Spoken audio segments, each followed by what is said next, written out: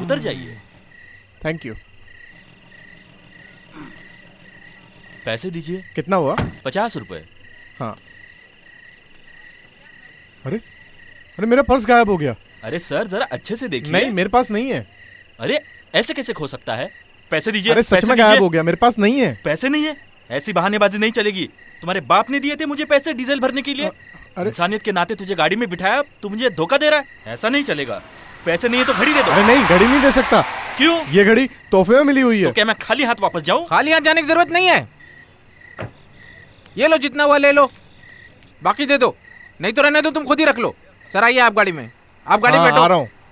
अरे चोर कहीं के, तुम्हारी वजह से लॉरी वाले के सामने मेरी इज्जत चली गई। तुमने कब मेरा पर्स चुरा लिया? चोर कहीं का। अरे मैंने चोरी नहीं किया। जब आप गाड़ी चला रहे थे तब आपका पर्स नीचे गिर गया, उसे उठाकर मैंने अंदर रखा था। ये सच है। ये एक ड्राइवर की जिम्मेदारी निभाने का फर्ज है ना सर। अरे उस लॉरी वाले के पीछे तुम्हें गाड़ी चलाकर आने को बोला था ना। साले तुम कहाँ जाकर मर गए? थोड़ी झपकी क्या, लॉरी गायब हो गई थी। फिर बाद में जोश में थोड़ा चलाया, फिर भी लॉरी को पकड़ नहीं पाया। फिर भी सही वक्त पर आकर आपकी इज्जत को मैंने बचा लिया ना। लेकिन उसके सामने सर आपने मेरी इज्जत निकाल दी। तुम अभी गाड़ी में बैठो। अरे बाप रे, ये हुई ना बात। अभी गाड़ी के अंदर बैठकर नई कहानी की शुरुआत हो जाएगी ना सर। अरे लॉरी वाले से कुछ घटना मिली थी, लेकिन कहानी कुछ नई नहीं थी।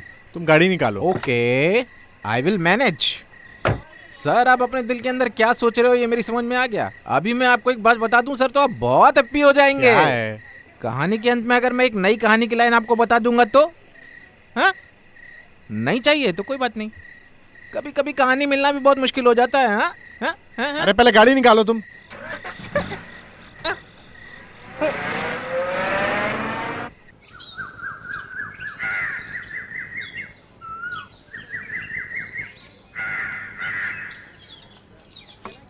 माँ जल्दी आओ, जल्दी आओ, देखो यहाँ भूत है।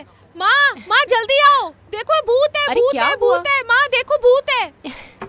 बेटा ये जो भूत है ना, ये भूत आपके पापा जैसा दिखता है। अरे ये तो पापा है। अरे आजा मेरा बेटा। पिताजी आप बहुत दिनों बाद आए। अरे पिताजी को काम ज्यादा था। कभी कभार आके बेटे से मिलना भी चाहिए, नहीं तो ये ऐसे भूत कहकर आपको बुलाने लगेगा। आपको देखकर तो मैं भी डर गई थी। अरे तुम चुप रहो, इसे ऐसी बीमारी कुछ नहीं है। हाँ। अब से तुम्हारे पिताजी कुछ दिनों के लिए यहीं पर रहेंगे। अब मैं जाकर थोड़ा अच्छे से नहा धोकर फ्रेश होकर आता हूँ। जाओ। ए सुनो।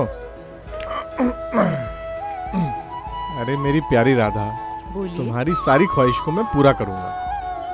सारी कहानियों को साइड में रख के मैं अपने बेटे के साथ इस घर में कुछ दिन रहूंगा। ओह, अब ये आदमी कुछ दिन तुम्हारे साथ ही रहेगा। कौन है वो आदमी? मैं ही हूँ वो आदमी। Ten ten. कौन है ये? सुबह सुबह साइकिल पर ऐसे घंटे बजाते हुए जा रहा है। अच्छा, वो हमारा कबूतर है। कबूतर? वो भी साइकिल पर? तुम क्या पागल हो क्या? अरे इस गांव में एक आदमी का नाम है कबूतर। अच्छा। कोई भी काम देंगे तो वो बस उड़ता ही रहता है। हर सुबह वो साइकिल पर बेल बजाते हुए जाता है और बेल की आवाज सुनकर लोग उठ जाते हैं। तो फिर तुम्हें उठने के लिए अलार्म की जरूरत ही नहीं है, ऐसा ही है ना? सिर्फ मेरे लिए नहीं, ये पूरे गांव वालों के लिए है। ये कैरेक्टर तो अच्छा है ना, कबूतर। लगता है मेरा पेट भरने से दिल भर गया।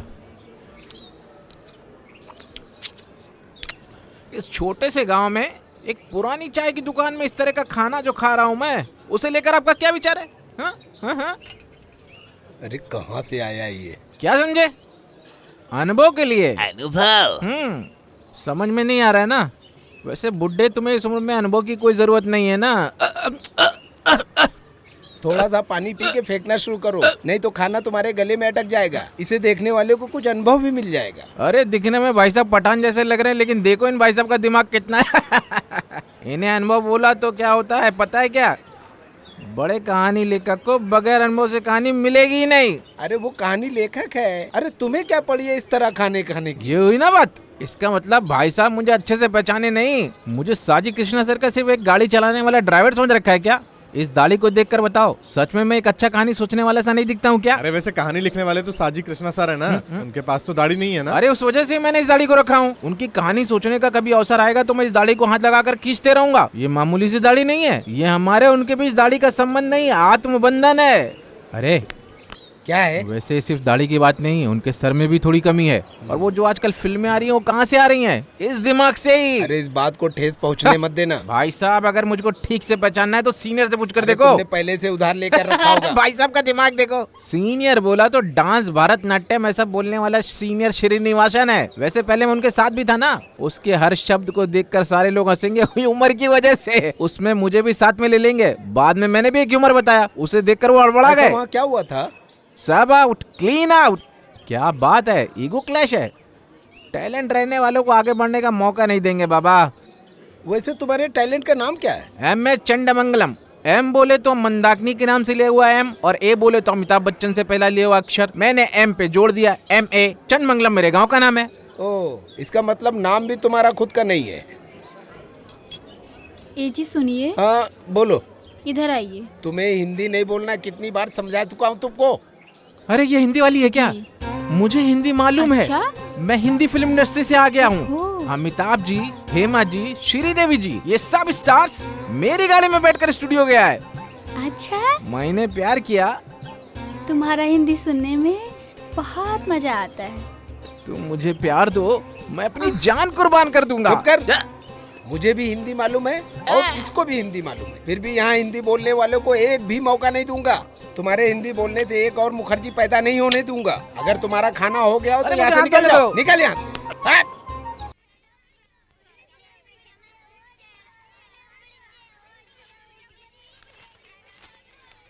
कहानी लेखक के विश्राम के कारण आज से मैंने अखबार पढ़ना शुरू किया है। ये तो अच्छा है ना, लेकिन तुम्हें अक्षर पढ़ने जितनी काबिलियत कहाँ है? अरे फिर क्या, मैं ऐसे ही स्कूल जाकर पढ़ाती हूँ क्या?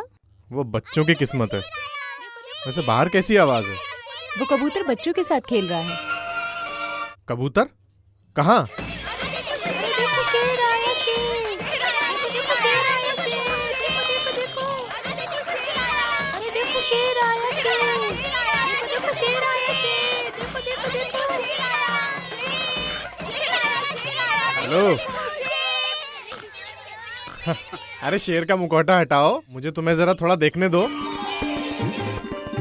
इसका मतलब तुम ही हो वो कबूतर।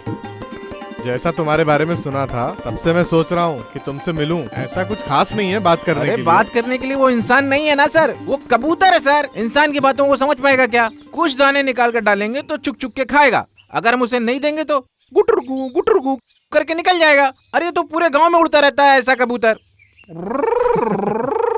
ऐसी बात है क्या? अरे लोग प्यार से बुलाते हैं कबूतर सर। वैसे सर आप कहानी लिखते हैं ना? हाँ। वैसे तुम्हें कैसे पता चला? चाय की दुकान पर आपके बारे में चर्चा अच्छा। हो रही थी। वैसे आप यहाँ संभल कर रहिएगा वो सर। क्यों? मैं पकड़ कर निकल लूंगा क्या? क्या हुआ, कबूतर से मिलना जुलना हो गया? हाँ। आज इसका खाना पीना यहीं पर है, मैंने बताया था ना आपको। वैसे अभी तुम्हारे लिए चाय नमकीन अरे लेकर आऊं? ज्यादा लेकर रखिए, बहुत ज्यादा भूख लगी है मुझे। मैं जरा हाथ धोकर आता हूँ। मैं भी कहानी लिखना छोड़कर कबूतर तुम्हारी तरह इस गांव में उड़ना चाहता हूँ। कहानी लिखने जितना ही आसान नहीं है सर। अरे वाह, कहानी लिखना आसान है, ये आप कैसे? जो सोचते हैं वो लिख देते हैं। उसे जाने दो, मैं तुमसे एक और बात पूछता हूँ। क्या सर? बस जानने के लिए पूछ रहा हूँ, तुम क्यों हर रोज सुबह होते ही साइकिल पर बैल बजाते हुए जाते हो? बताओ यार, वो बताओ कहाँ तक रहता है तुम्हारा ये सफर? वो क्या है ना सर, मुझे अभी हॉस्पिटल तक जाना है। अरे मैं जाता चाय हूँ। पीकर जाओ, खुद बता रहे थे ना तुम्हें बहुत बाद में भूख खा लगी है। लूंगा, अभी जरूरी काम है, चलता हूँ सर। अरे